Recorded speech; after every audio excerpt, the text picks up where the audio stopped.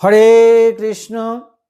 কৃষ্ণনগর ঘূর্ণি গাঙ্গুলিপাড়ায় অবস্থিত শ্রীগোপাল মন্দিরে আজ আমরা শ্রীমদ্ ভাগবত গীতা গ্রন্থ আস্বাদন করছি। আমরা আস্বাদন করছি শ্রীমদ্ ভাগবত গীতার তৃতীয় অধ্যায় কর্মযোগ, শ্লোক সংখ্যা 5। ও অখণ্ড মণ্ডলাকারং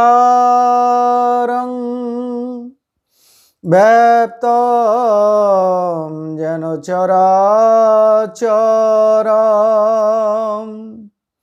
তৎপদং দর্শিতং যেন তস্मै শ্রী গুরুবে নমঃ।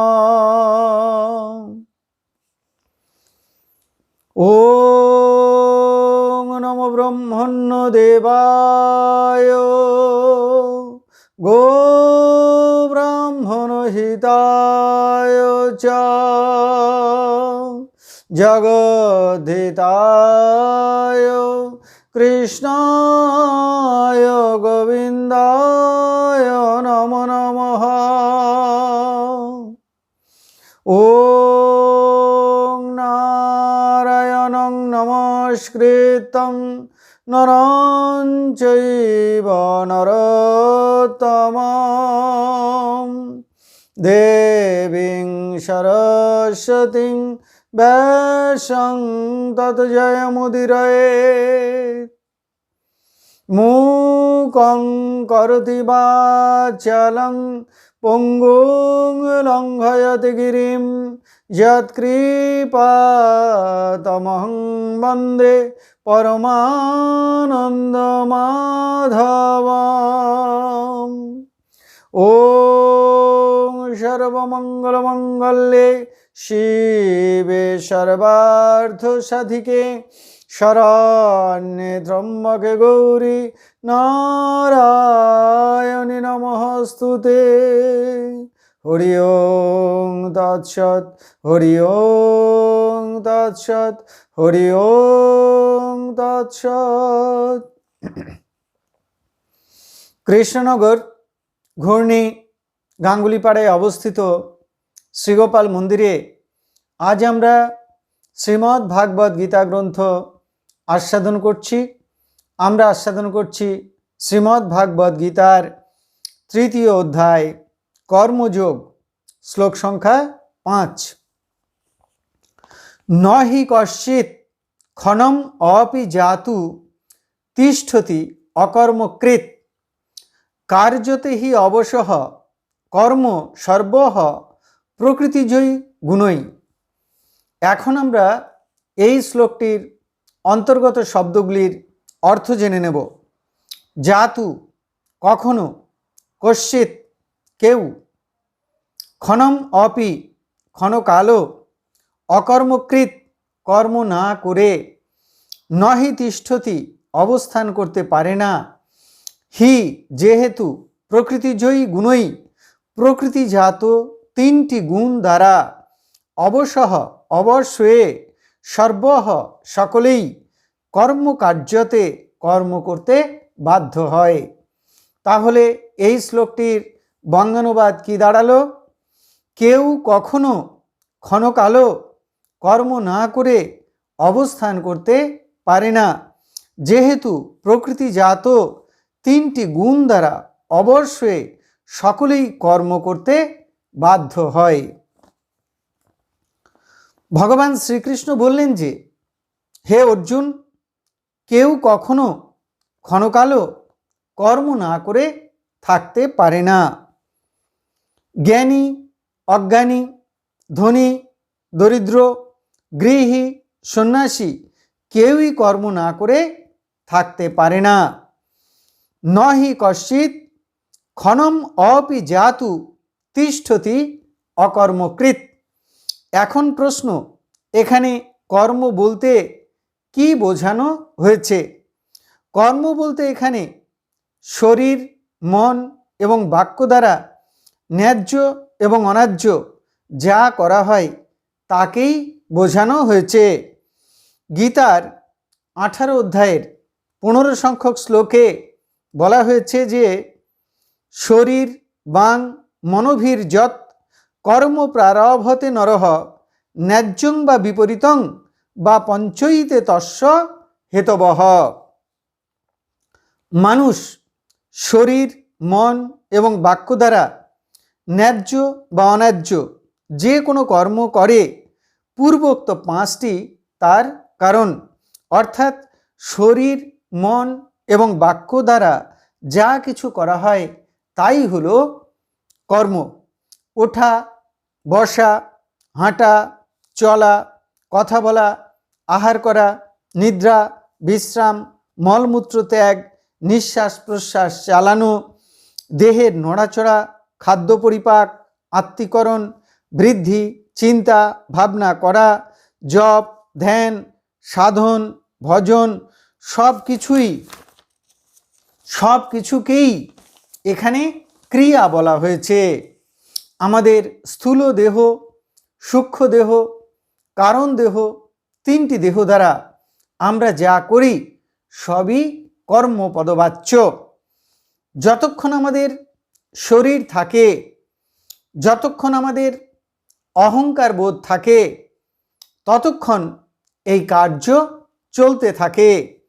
কোনো কার্য হয় আমাদের জ্ঞাতসারে কোনো কার্য হয় আমাদের অজ্ঞাতসারে।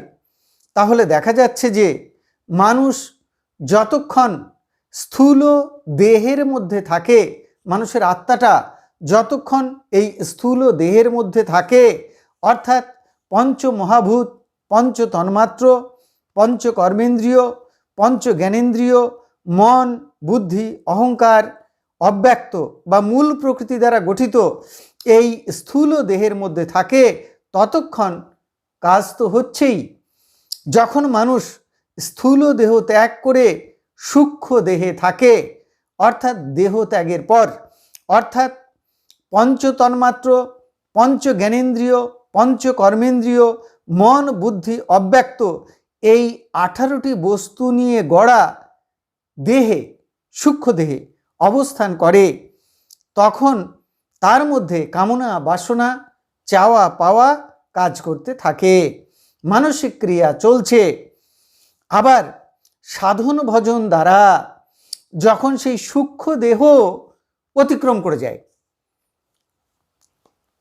এই যে 18টা বস্তু নিয়ে গড়া সূক্ষ্ম দেহ এই সূক্ষ্ম দেহটাও যখন সাধন ভজন করে অতিক্রম করে যায় যখন কারণ দেহ ধারণ করে অর্থাৎ ত্রিগুণের বা মায়ার আবরণে আবৃত দেহ ধারণ করে তখনও মানসিক ক্রিয়া চলতে থাকে জীবাত্মার ক্রিয়া চলতে থাকে ওই কারণ দেহ অবলম্বন করে। কারণ দেহ জীবাত্মা গুণের বশীভূত হয়ে কাজ করে মানসিক ক্রিয়া। দেখুন মানুষ স্থূল সূক্ষ্ম এবং কারণ দেহ দ্বারা এই যে কার্যগুলি করছে এই কার্যের 5টি কারণ। কি কি কারণ? কর্ম করতে গেলে একজন কর্তা দরকার হয়। বেদে বলেছেন অহংকারী হলো কর্মের সেই কর্তা। করণ বা যন্ত্র কার্য করবার জন্য কিছু যন্ত্রের প্রয়োজন হয়। পঞ্চ জ্ঞানেন্দ্রিয় পঞ্চ কর্মেন্দ্রিয় মন এগুলি হলো কর্মের যন্ত্র। কর্ম করতে গেলে স্থান দরকার হয় বা অধিষ্ঠান দরকার হয়। দেহ হলো সেই স্থান। বিবিধ চেষ্টার প্রয়োজন হয়। পঞ্চ প্রাণবায়ু পঞ্চ অপানবায়ু এই 10টি বায়ুর ক্রিয়ায় আমাদের দেহযন্ত্র চলছে। এই 10টি বায়ুর ক্রিয়াকে বলে চেষ্টা। এছাড়াও এমন কতগুলি কারণে কার্যগুলি অনেক সময় সংঘটিত হয় যা আমরা প্রত্যক্ষভাবে অনুভব করতে পারি না সেই কারণটিকে বলে দৈব। তাহলে এই 5টি কারণে আমাদের যাবতীয় সমস্ত কর্মগুলি অনুষ্ঠিত হয়। ভাষান্তরে আমরা বলতে পারি যে এই যে কাজগুলি আমরা করছি সেই কাজগুলি 5টি কারণে সংঘটিত হচ্ছে। কি কি কারণে?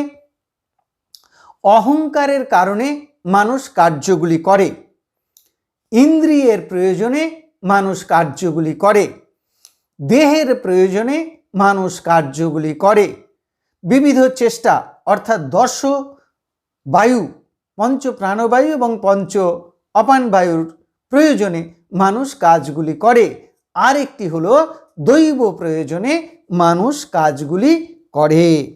গীতার অষ্টাদশ অধ্যায়ের 14 সংখ্যক শ্লোকে এই কথাগুলি বলা হয়েছে। অধিষ্ঠানং তথা কর্তা করণং চ পৃথগ বিধম বিবিধাশ্চ পৃথক চেষ্টা দৈবম চ এব অত্র পঞ্চমম। এতক্ষণের আলোচনায় আমরা দেখতে পেলাম যে যতক্ষণ প্রকৃতির সঙ্গে জীব আত্মার সম্পর্ক থাকে ততক্ষণই ক্রিয়া চলতে থাকে। যখন জীব আত্মা পরমাত্মার সঙ্গে মিলিত হয়, প্রকৃতির সকল বন্ধন অতিক্রম করে যায়, তখনই কেবল কর্মমুক্ত হয়। ভগবান অর্জুনকে বললেন, সমস্ত কর্মগুলো প্রকৃতির 3টি গুণজাত। 3টি গুণ কি কি? 3টি গুণ হলো সত্য, রজ, তম।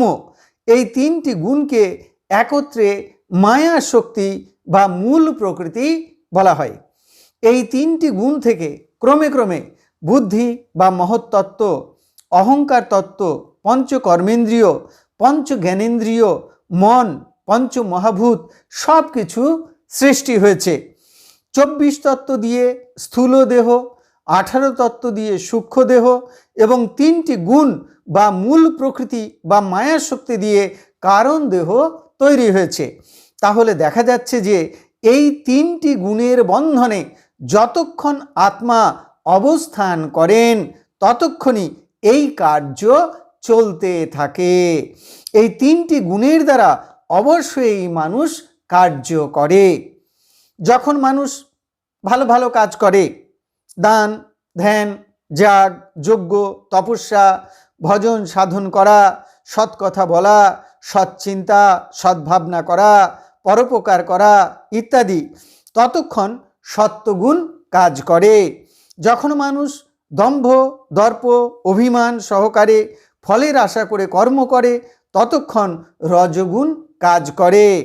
যখন মানুষ নিদ্রা, তন্দ্রা, আলস্যে মগ্ন থাকে, ঝগড়াঝাঁটি, মারামারি করে, মিথ্যা কথা বলে, অন্যের অপকার করে বা অনিষ্ট করে, তখন তমগুণ কাজ করে।